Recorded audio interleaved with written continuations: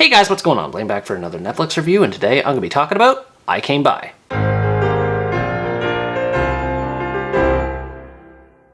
I Came By is a British mystery thriller that tells the story of Toby, a young graffiti artist who breaks into the home of wealthy citizens and leaves his art and their property as a message in solidarity of the middle and lower classes. On one occasion, he prepares to leave his mark in the home of an ex-judge named Hector Blake. It doesn't take long during Toby's infiltration for him to discover a terrifying secret inside Hector's home. Without being able to disclose what he found without revealing his criminal activity, Toby has to figure out how he can uncover the truth behind Hector Blake's home while protecting his family and friends. The movie starts off on the right foot with its mystery and themes, but in the end it turned out to be a fairly generic thriller. It definitely has its strong points, but once the cracks start to show, they become larger over time and thus harder to ignore. The main character, Toby, who's played by George McKay, fancies himself as a Robin Hood-like figure, but does so to an obnoxious degree. He never actually gives back to his community or does anything meaningful to stick it to the upper class, and his attitude becomes progressively more annoying as the story moves along. His entire ideology is liberal to the most basic and bare-bones level, with him name-dropping concepts like imperialism and colonialism without any real thought put into addressing them in a concrete way. It feels like the writers used him as an outlet to vocalize their political opinions,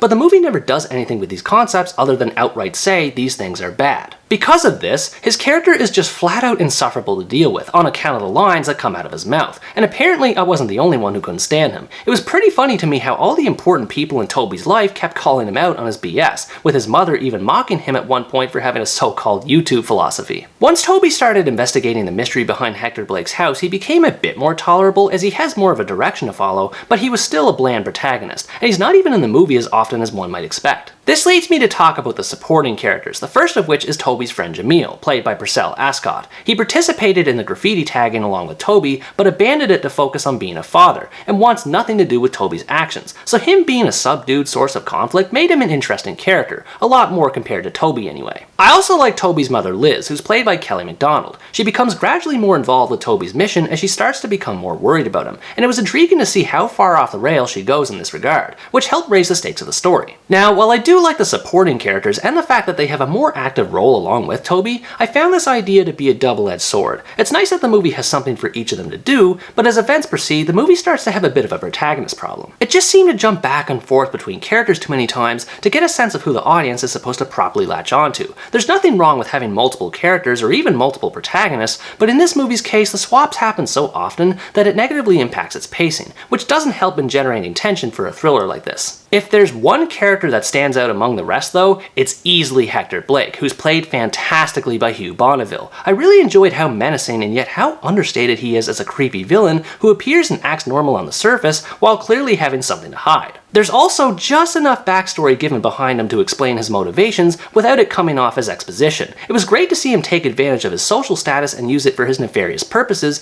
which in turn made me want to root for the other characters to give him his just desserts. This leads into the central theme that's weaved throughout the story regarding rich versus poor, and while it's not exactly complex in its approach, it at least helps give the movie a sense of identity and provide some amount of social commentary, even if it can be pretty ham-fisted in doing so. The production and set designs do a good job of reflecting the polar opposite worlds between Toby and Hector, with Toby's world filled with dirty imagery and mundane objects like TV remotes and headphones, to Hector's world being more extravagant and filled with expensive props like ivory tusks and classical music records. Like I said before though, the movie doesn't really do too much with the overall concept outside of using graffiti as a jab to the wealthy, and this confused me in its execution. I get that it's meant to highlight how supposedly easy it is for people to break into their homes and take control, but this idea doesn't make the characters endearing. To me, it didn't seem so much like punching up at rich people so much as it was reinforcing the lower class characters' positions into lives of crime. Maybe I'm lacking context from an artistic perspective, but I didn't understand what exactly the graffiti was supposed to accomplish. As far as being a pure thriller is concerned, it unfortunately ends up being a mixed bag here too. I did like the mystery elements surrounding the story in that Toby and company don't immediately figure out what Hector is up to, and they have to engage in a lot of detective work both in and outside of the house. There's also a psychological game of wits that ends up playing out between Hector and the other characters, in which Hector uses his status to pressure police chiefs to do his bidding, while everyone else stays on him as much as they can in order to nab him. I have to question the lack of effectiveness behind Hector's security system and why he doesn't just go and get a new one later on, but aside from this, the suspense was pretty on point. There are times, however, when the tension comes to an abrupt halt, where cuts will happen in the middle of a scene and cause a jarring tonal shift. Other times, musical stings and jump scares will occur at random, which feel more like they belong in an 80s horror film, so these instances come off more as cheesy than suspenseful. I also found that time seemed to jump around at an odd pace in this movie, between Jamil's rapidly progressing fatherhood, Toby investigating, and Liz suddenly taking time off work. Important events seem to take place without any visible time frame. Once again, this disrupts the pacing and makes it hard to stay focused on the story. Overall, I Came By is an apt title for the movie, as it's a mediocre thriller that comes and goes without leaving much of an impression.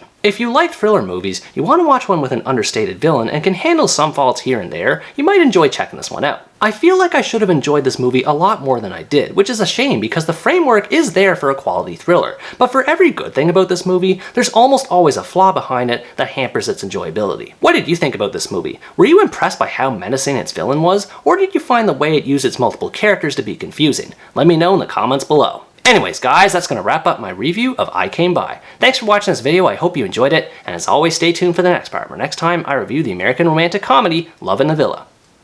Bye bye!